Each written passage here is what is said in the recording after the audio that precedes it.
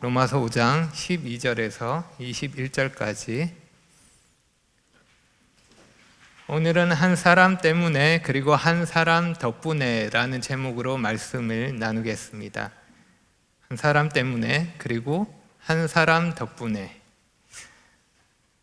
여러분 혹시 1년 동안 얼마나 많은 사람이 죽는지 아십니까? 2020년 통계에 의하면 우리나라의 사망자 수가 30만 5,100명이라고 합니다. 역시 아무도 놀라지 않으시네요. 작년에 우리나라에서 대략 30만 명이 죽었다는 것입니다. 많은 숫자죠. 그러면 전 세계적으로 얼마나 많은 사람이 죽을까요? 2019년 기준으로 사망자가 대략 5,600만 명이라고 합니다. 피부에 잘 와닿지 않는 숫자죠. 우리나라 인구가 5,170만 정도 됩니다. 1년 동안 우리나라 인구보다 더 많은 사람들이 죽는다는 것입니다. 그러면 조금 더 생각해서 세상이 시작되고 지금까지 죽은 사람의 수는 얼마나 될까요? 아마 어마어마한 수의 사람들, 계산을 할 수 없을 만큼 많은 사람들이 이 땅에 살다가 죽음을 맞이했습니다. 그렇게 많은 죽음들이 있습니다. 그러면 그렇게 많은 죽음들 중에 나와 관련이 있는 죽음은 얼마나 될까요? 한번 생각해 보겠습니다. 장소를 생각해 봤을 때 지구 반대편에서 누가 죽었다고 한다면 그 죽음이 나에게 특별한 영향을 줄까요? 시간을 생각해 봤을 때 100년 전에 살았던 사람, 그 누군가의 죽음을 생각할 때 그 죽음이 그렇게 나에게 특별하게 다가올까요? 그 죽음이 나에게 그렇게 특별하게 다가오지 않을 것입니다. 그게 나랑 무슨 상관이지? 이렇게 생각될 수도 있습니다. 대략 400년 전에 이순신 장군이 죽었는데 그 죽음이 나에게 감동이 될 수는 있습니다. 하지만 나의 삶, 나의 인생에 직접적인 영향을 주지는 않습니다. 그런 점에서 생각해 보면 예수님의 죽으심에 대해서 우리가 의문을 가질 수 있습니다. 지난 본문에서 사도 바울은 예수님의 죽으심을 우리에게 적용했습니다. 예수님께서 경건하지 않은 우리를 위해 죽으셨다고 말씀합니다. 예수님께서 우리를 위해 죽으심으로 하나님께서 우리에 대한 자기의 사랑을 확증하셨다고 말씀합니다. 예수님의 피로 말미암아 우리가 의롭다 하심을 받았다고 말씀하고 우리가 원수 되었을 때 아들의 죽으심으로 하나님과 화목하게 되었다고 말씀합니다. 예수님의 죽으심이 우리에게 이렇게 엄청난 결과를 주었다는 것입니다. 그러면 이러한 질문이 생길 수 있습니다. 예수님의 죽으심, 그 죽으심이 특별하다는 것은 알겠습니다. 그런데 어떻게 그 한 사람의 죽음이 이토록 많은 사람들에게 영향을 줄 수 있습니까? 같은 나라에 사는 사람도 아니고 같은 시대에 사는 사람도 아닌데 어떻게 수많은 사람들에게 시간과 장소를 초월하면서 계속해서 영향을 줄 수 있단 말입니까? 그것도 단순히 그냥 좋은 영향, 교훈을 주는 것이 아니라 삶의 도전이나 그렇게 감동을 주는 것이 아니라 어떻게 예수님의 죽으심이 한 사람의 운명을 완전히 바꿔놓을 수 있단 말입니까? 예수님의 죽으심으로 인해 어떻게 나의 현재, 나의 미래, 나의 영혼이 바뀌게 된다는 말입니까? 2000년 전에 로마의 지배를 받고 있었던 이스라엘이라는 작은 나라에서 벌어진 예수님의 죽으심, 그것이 어떻게 세상의 악을 이기는 사건이 되고 어떻게 모든 인류의 운명을 바꾸는 그런 놀라운 일이 될 수 있냐는 질문입니다. 사도 바울은 이것을 설명하기 위해서 한 사람을 말합니다. 한 사람, 아담을 말합니다. 바울은 아담을 통해서 어떻게 한 사람의 죽음이 모든 사람의 운명을 바꿀 수 있는지를 말합니다. 바울이 4장에서는 믿음으로 말미암는 의를 설명하기 위해서 아브라함을 이야기했었는데, 이번에는 바울이 아담을 이야기하면서 성경이 무엇을 말씀하고 있는지 가르쳐 주고 있습니다. 세상에 많은 죽음들이 있습니다. 처음에 말씀드린 것처럼 1년에 5천만 명이 넘는 엄청나게 많은 죽음이 있습니다. 그런데 그 많은 죽음, 그 수많은 죽음들은 대부분 나와 아무런 관련이 없습니다. 하지만 예수님의 죽으심은 다릅니다. 바울은 이것을 설명하기 위해서 죽음이 어떻게 시작되었는지를 살펴봅니다. 인류 최초의 죽음으로 거슬러 올라가는 것입니다. 그래서 우리가 죽음의 시작을 알 때, 죽음의 시작을 이해할 때 예수님의 죽으심이 우리에게 어떤 의미가 되는지를 이해할 수 있는 것입니다. 그럼 오늘 본문을 살펴보겠습니다. 크게 두 부분으로 살펴보겠습니다. 먼저 한 사람 때문에 아담에 대해서 살펴보고, 이어서 한 사람 덕분에 예수님에 대해서 살펴보겠습니다. 먼저 한 사람 때문에입니다. 12절입니다. 그러므로 한 사람으로 말미암아 죄가 세상에 들어오고 죄로 말미암아 사망이 들어왔나니 이와 같이 모든 사람이 죄를 지었으므로 사망이 모든 사람에게 이르렀느니라. 바울은 어떻게 죽음이 시작되는지 살펴보면서 한 사람의 행동이 얼마나 큰 영향력을 가지는지를 생각할 수 있도록 합니다. 아담, 한 사람으로 인해 어떤 일이 벌어졌는지 원인과 결과로 이어지는 네 가지를 생각할 수 있습니다. 첫째, 한 사람으로 말미암아 죄가 들어옵니다. 둘째, 한 사람의 죄로 말미암아 죽음이 들어옵니다. 셋째, 한 사람의 죄가 모든 사람에게 전해집니다. 그리고 넷째, 모든 사람이 죄로 인해 죽음에 이르게 됩니다. 한 사람 때문에, 아담으로 인해 죄라는 바이러스가 들어와서 모든 사람에게 전파되었고 모든 사람이 죽음에 이르게 된 것입니다. 이러한 성경의 가르침에 대해서 억울하게 생각하는 사람도 있을 것입니다. 한 사람의 잘못으로 모든 사람이 죽는 것, 너무한 것 아닐까요? 나의 선택이 아니라 다른 사람에 의해서 나의 운명이 결정되는 것, 요즘 같은 시대에서는 더 부정적이고 더 반감을 느낄 수 있는 일입니다. 하지만 아담은 단순히 한 사람이 아닙니다. 아담은 가장 먼저 창조된 사람으로서 모든 사람을 대표하는 사람입니다. 그래서 아담의 범죄는 단순히 개인의 문제로 끝나는 것이 아니라 모든 사람의 문제로 이어지는 것입니다. 아담의 죄가 모든 사람의 죄가 되고 아담의 죽음이 모든 사람의 죽음이 되는 것입니다. 만약에 우리나라가 전쟁을 할 수 있는 그런 긴급한 상황이 되었다고 한번 생각해 보십시오. 그러면 전쟁을 할지 말지 누가 결정을 합니까?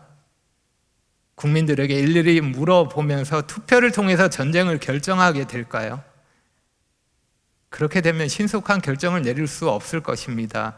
또한 전쟁에 관련된 그런 중요한 정보들은 국민들이 다 알 수 없습니다. 그래서 나라의 대표자가 권한을 가지고 결정을 합니다. 그리고 그 결정에 대한 결과는 모든 국민이 함께 받게 됩니다. 대표자가 전쟁을 선포했는데 나는 그 결정이 싫다면서 나는 빠지려고 한다고 해도 그럴 수 없습니다. 나의 선택과 관계없이 나도 국민으로서 그 전쟁에 참여하게 되는 것입니다. 전쟁에서 승리하면 내가 승리하는 것이고 전쟁에서 패배하면 내가 패배하는 것이 됩니다. 인류의 대표자인 아담이 범죄했기에, 죄를 선택했기에 그 결정에 의해서 모든 사람에게 죄가 들어왔고, 그 결과 모든 사람이 죄를 지음으로 죽음에 이르게 된 것입니다. 이에 대해서 유대인들은 율법을 가지고 이렇게 질문할 수 있습니다. 모든 사람이 죄를 지었다고요. 아담은 하나님이 말씀하신 그 분명한 명령에 불순종함으로 범죄했지만, 하지만 아담으로부터 모세까지, 다시 말해 율법이 있기 전까지에 살았던 사람들은 다르지 않습니까? 그들에게는 법이 없는데, 율법이 없는데 어떻게 죄를 범할 수 있다는 말입니까? 그 질문에 대해서 바울은 이렇게 대답합니다. 13절과 14절입니다. 죄가 율법 있기 전에도 세상에 있었으나 율법이 없었을 때에는 죄를 죄로 여기지 아니하였느니라. 그러나 아담으로부터 모세까지 아담의 범죄와 같은 죄를 짓지 아니한 자들까지도 사망이 왕노릇하였나니 아담은 오실자의 모형이라. 이 말씀을 더 잘 이해하기 위해서 14절에 아담의 범죄라고 할 때 이 범죄라는 단어를 좀 더 분명하게 알 필요가 있습니다. 오늘 본문에 보면 범죄라는 명사가 총 7번이 나옵니다. 7번. 7번의 범죄 중에 14절의 범죄만 다른 단어가 사용되었습니다. 우리 번역은 모두 범죄라고 되어 있지만 14절의 범죄는 다른 단어입니다. 이 14절의 단어가 4장 15절에도 나오는데 범법이라고 번역되어 있습니다. 여기도 범죄라고 하기보다 범법이라고 번역하는 것이 더 좋습니다. 지켜야 할 법을 어겼다는 말입니다. 위반했다는 의미로 이해할 수 있습니다. 아담은 주어진 명령을 위반했습니다. 범법한 것입니다. 그리고 율법이 주어지기 전까지 아담으로부터 모세까지의 사람들은 아담과 같은 범법을 한 것은 아닙니다. 하지만 그렇다고 해서 그들에게 죄가 없었던 것은 아닙니다. 그들도 범죄했고 그들도 죽음을 피할 수 없었습니다. 2장 12절에서 말씀했습니다. 율법이 없이 범죄한 자는 율법 없이 망하고, 비록 그들에게 율법이 없었지만 그들에게 죄가 있었고 그 결과 사망이 그들에게 있었음을 알 수 있습니다. 우리는 그들의 모습을 창세기에서 볼 수 있습니다. 특별히 노아의 홍수와 소돔과 고모라를 보면 그들의 모습을 분명히 알 수 있습니다. 그래서 이 말씀을 이렇게 이해할 수 있습니다. 아담 이후의 사람들은 아담처럼 주어진 법을 어긴 것은 아니지만, 하지만 그들도 죄를 지음으로 사망의 지배를 받았습니다. 왜냐하면 아담으로 인해서 예외 없이 모든 사람에게 죄와 사망이 전해졌기 때문입니다. 예외 없습니다. 모든 사람이 죄와 사망에게 이르게 되었습니다. 그리고 우리는 아담의 죄가 모든 사람에게 전해지는 이 모습을 통해서 오실 자를 생각할 수 있습니다. 아담은 오실 자의 모형이 되기 때문입니다. 모형은 어떤 물건을 찍어내기 위해서 만든 하나의 주형, 본이라고 할 수 있습니다. 성경에서는 신약의 진리를 예시하는 구약의 인물이나 제도, 사건들을 말합니다. 그래서 아담의 행위가 모든 사람에게 미치는 이 영향에 대해서 예수님의 행위가 모든 사람에게 미치는 영향을 제시한다고 할 수 있습니다. 그래서 아담은 오실 자, 예수님의 모형이라고 할 수 있습니다.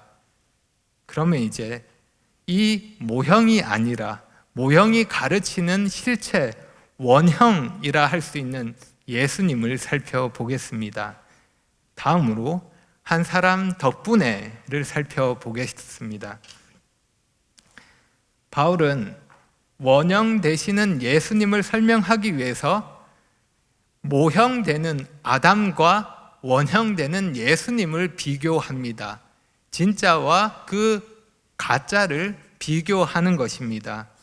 두 측면에서 비교를 하는데, 먼저 예수님과 아담의 다른 점을 중심으로 살펴보고, 그리고 이어서 아담과 예수님의 같은 점을 살펴봅니다. 차례로 살펴보겠습니다. 먼저 아담과 예수님의 다른 점입니다. 15절에서 17절입니다.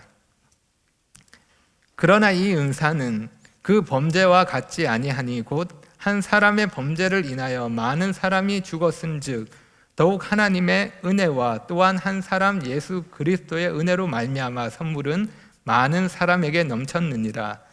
또 이 선물은 범죄한 한 사람으로 말미암은 것과 같지 아니하니 심판은 한 사람으로 말미암아 정죄에 이르렀으나 은사는 많은 범죄로 말미암아 의롭다 하심에 이름이니라. 한 사람의 범죄로 말미암아 사망이 그 한 사람을 통하여 왕노릇하였은즉 더욱 은혜와 의의 선물을 넘치게 받는 자들은 한 분 예수 그리스도를 통하여 생명 안에서 왕노릇하리로다. 바울은 한 사람과 또 한 사람을 비교하면서 다른 점을 대조합니다. 15절과 16절에 각각 같지 아니하니라고 말하면서 아담과 예수님이 가져온 정반대의 결과를 주목합니다. 정반대의 결과. 15절에 아담은 죽음을 가져왔지만 예수님은 생명을 가져왔습니다. 16절에 아담은 정죄를 가져왔지만 예수님은 의롭다 하심을 가져왔습니다. 17절에 아담은 사망이 왕노릇하게 했지만 예수님은 우리가 생명 안에서 왕노릇하게 하십니다. 이렇게 아담과 예수님이 가져온 결과는 완전히 다릅니다. 아담으로 인해 사망이 왕노릇했지만, 사망이 우리를 속박하고 우리를 지배했지만 예수님으로 인해 우리는 그 지배에서 벗어나 자유롭게 되었습니다. 더 이상 사망이 우리를 다스리지 못할 뿐만 아니라 오히려 우리가 생명 안에서 다스리는 자가 되었습니다. 아담은 자신의 범죄로 죽음을 가져왔지만 예수님은 자신의 죽음으로 생명을 가져왔습니다. 인류에게 죽음을 선물한 아담, 그 한 사람 아담이지만 예수님은 인류에게 생명을 선물한 한 사람입니다. 아담이 죄라는 이름을 가진 죽음의 바이러스를 모든 사람에게 전파했지만 예수님은 자신의 생명으로 그 죽음의 바이러스를 이기는 항체를 주신 것입니다. 부작용 없는 완벽한 백신을 주셨다 할 수 있습니다. 그래서 본문에서 바울은 은사, 은혜, 선물이라는 말을 계속 반복합니다. 은사는 은혜의 결과라 할 수 있습니다. 그리고 선물은 하나님이 은혜로 거저 주시는 것입니다. 바울이 은사, 은혜, 선물 이렇게 서로 다른 말을 계속하고 있지만 결국 같은 것을 말하고 있는 것입니다. 은혜를 강조하는 것입니다. 그리고 바울은 이 은혜를 더 강조하기 위해서 더욱이라는 말을 덧붙입니다. 15절과 17절에 더욱 하나님의 은혜라고 말하고 더욱 은혜라는 말을 반복합니다. 은혜를 더욱더 강조하는 것입니다. 예수님이 하신 일로 인해 우리가 얻게 된 것, 아담으로 인해 얻는 것과 비교할 수 없을 만큼 더 크고 놀라운 것입니다. 그래서 바울은 이것을 더욱이라는 말로 표현하는 것입니다. 그 은혜가 더욱 넘친다는 것입니다. 우리가 하나님의 은혜에 대해서 어떻게 더 강조할 수 있을까요? 우리의 표현으로 한계가 있습니다. 더욱이라는 말로 표현되고 있지만 이 말로, 더욱이라는 말로 은혜를 표현할 수 없습니다. 우리 말로 하나님의 은혜를 담을 수 없는 것입니다. 어떻게 하나님의 은혜를 다 표현할 수 있겠습니까? 불가능합니다. 다만 더욱이라고 말할 수밖에 없는 것입니다. 아담이 온 인류에게 주었던 그 모든 나쁜 영향들, 그 저주와 고통, 그 정죄와 사망, 그 모든 것들을 완전히 덮어버리고 남을 만큼 넘치도록 충만하게 부어주시는 것이 은혜입니다. 정말 크고 놀라운 것이 은혜입니다. 한 사람과 또 한 사람, 그로 인해 주어진 결과가 이토록 크게 다른 것입니다. 하늘과 땅 차이라고 할 수 있을 만큼 그 내용이 다를 뿐만 아니라 그 양이나 깊이나 그 넓이가 비교할 수 없을 만큼 다릅니다. 차원이 다릅니다. 압도적으로 예수님 덕분에 우리가 누리게 되는 은혜가 놀랍도록 큰 것입니다. 바울은 그것을 말하고 있습니다. 다음으로 한 사람 덕분에 예수님과 아담의 같은 점을 중심으로 살펴보겠습니다.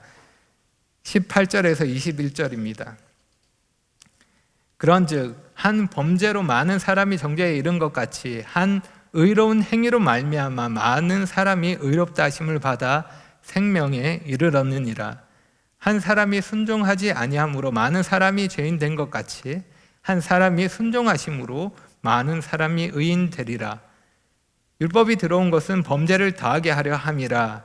그러나 죄가 더한 곳에 은혜가 더욱 넘쳤나니 이는 죄가 사망 안에서 왕노릇한 것 같이 은혜도 또한 의로 말미암아 왕노릇하여 우리 주 예수 그리스도로 말미암아 영생에 이르게 하려 함이라. 이 단락에서 바울은 같은 점을 주목합니다.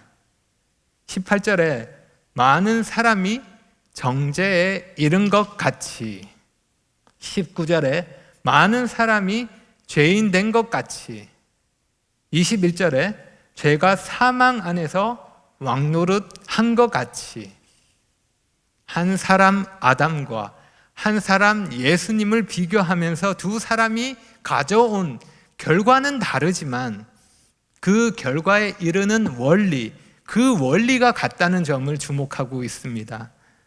여기서 바울이 주목하는 원리는 한 사람의 행위가 많은 사람의 운명을 바꾼다는 것입니다. 아담, 한 사람의 범죄로 많은 사람이 정죄에 이른 것처럼 예수님, 한 사람의 의로운 행위가 많은 사람이 의롭다 하심을 받게 한 것입니다.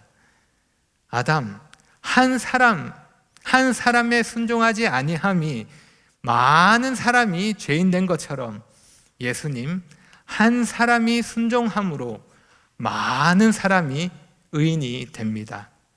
계속해서 한 사람과 많은 사람을 반복해서 비교하고 있는 것입니다. 한 사람의 행동이 많은 사람에게 영향을 준다는 것입니다.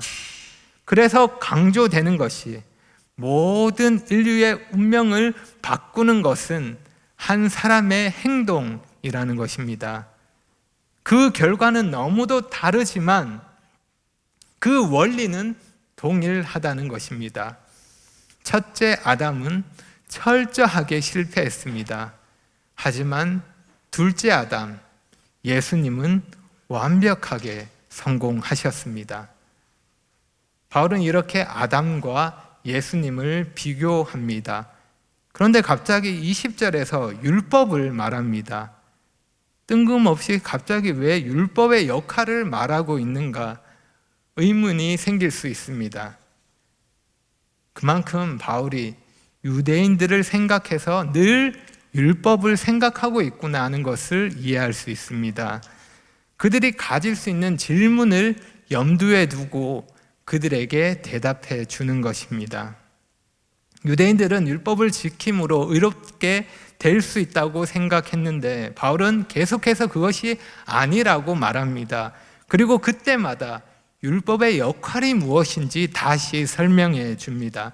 그들이 가질 수 있는, 유대인들이 가질 수 있는 율법에 대한 질문들을 미리 응답해 주는 것입니다. 바울은 율법에 대해서 이렇게 말합니다. 율법은 범죄를 더하게 한다. 율법은 범죄를 더하게 한다. 이 말씀이 좀 이상하게 들립니다. 율법이 범죄를 예방하고 범죄를 줄이는 것이 아니라 율법이 죄를 더 많게 한다는 것입니다. 이것이 율법의 역할이라는 것입니다. 좀 이해하기 어려운 말씀 아닌가요?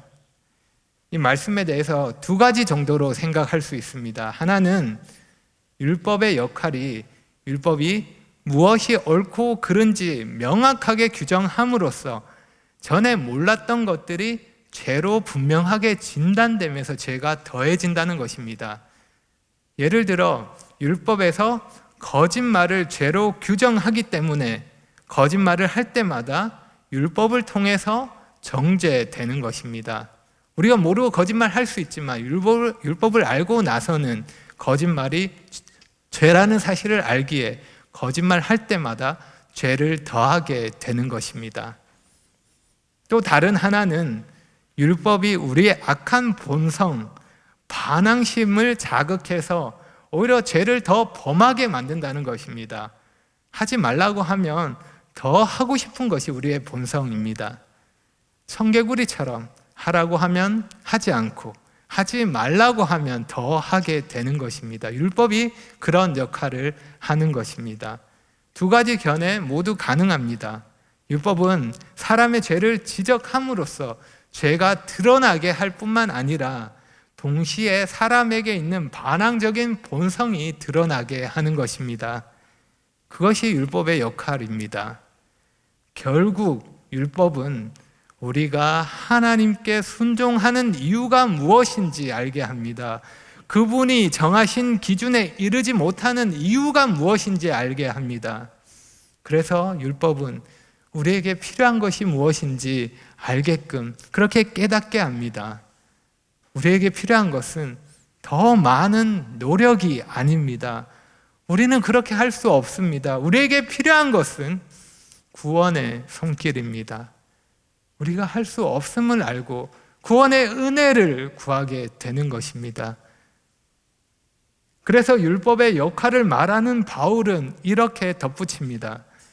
죄가 더한 곳에 은혜가 더욱 넘쳤나니. 여기서도 더욱이라는 말을 덧붙이고 있습니다. 율법은 그 역할을 하면서 죄를 더하게 합니다. 죄를 더하게 하는 것입니다. 하지만 그럼에도 불구하고 하나님의 넘치는 은혜를 막을 수는 없습니다. 은혜가 더욱더 넘치는 것입니다. 은혜는 그 어떤 죄보다 더욱더 강력하기 때문입니다. 그 어떤 죄도 하나님의 은혜를 막을 수 없습니다. 그래서 하나님의 은혜는 그 모든 것들을 아름답게 완성합니다. 죄로 인해 완전히 망가진 그 모든 사람에 대해서도 그러합니다. 은혜는 십자가를 통해서 우리의 모든 죄를 사할 뿐만 아니라 우리를 하나님께로 돌이키게 합니다.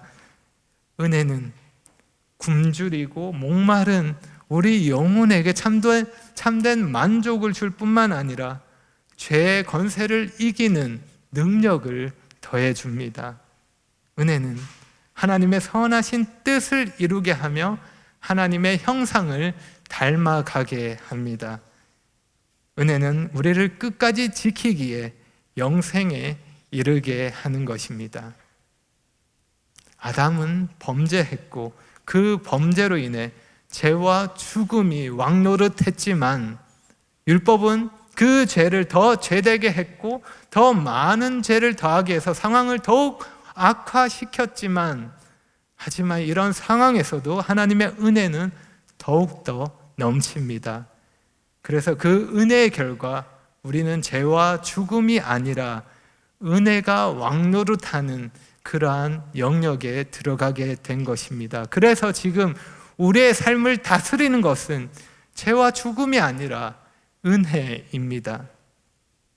한 사람 덕분에 예수님으로 말미암아 이루어진 일입니다.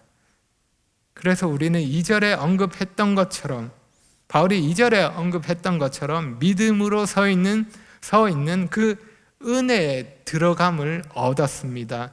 그래서 은혜라는 새로운 영역에 들어가서 그 다스림 안에서 하나님의 영광에 대한 소망 가운데 곧 우리가 누리게 될 영생을 기다리며 살 수 있는 것입니다. 우리 주 예수 그리스도로 말미암아 영생에 이르게 되는 것입니다. 여러분, 이것이 복음입니다.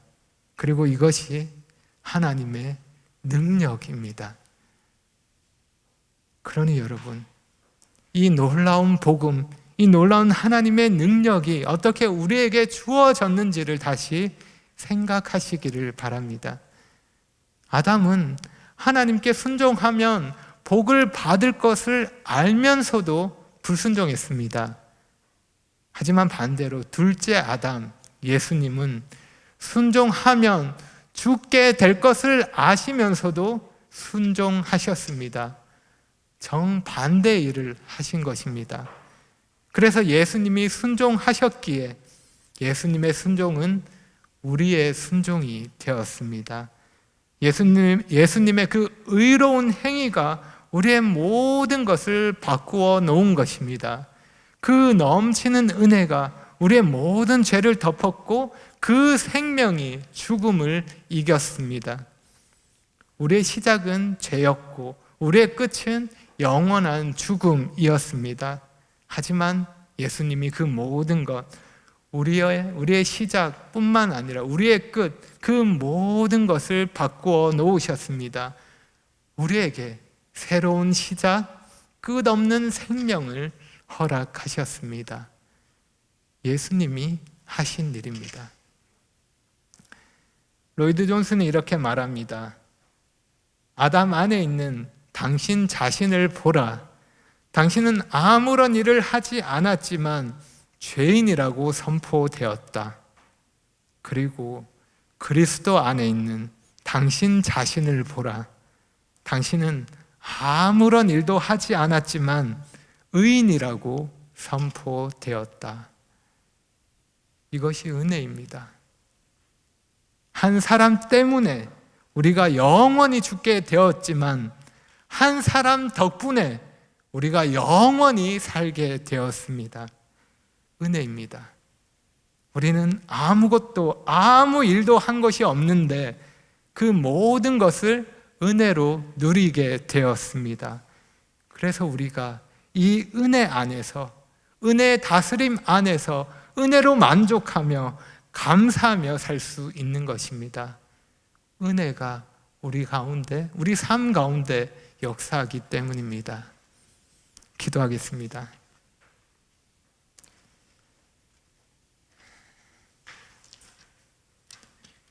아버지 하나님, 감사합니다.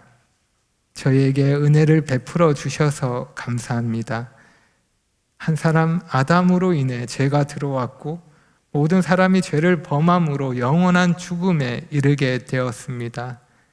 저희도 그와 같은 자였습니다. 저희도 저희가 지은 죄로 인해 영원히 죽어야 했고 심판이 마땅했고 영원히 죽을 수밖에 없는 자였는데 그런 저희에게 하나님께서 은혜를 베풀어 주셨습니다. 예수님의 순종하심으로, 예수님의 그 의로운 행위로 저희를 의롭다 하시고 저희에게 생명을 주셨습니다. 그 은혜에 감사를 드립니다. 저희가 이 놀라운 은혜를 받은 자로서, 이해할 수 없는 넘치도록 풍성한 은혜를 받은 자로서, 생명을 가진 자로서 합당하게 살게 도와주시고 또 받은 은혜를 나누며 은혜에 합당하게 살 수 있도록 인도해 주시기 원합니다. 때마다 필요한 힘과 지혜를 더해 주시기를 구합니다. 예수님의 이름으로 기도합니다. 아멘.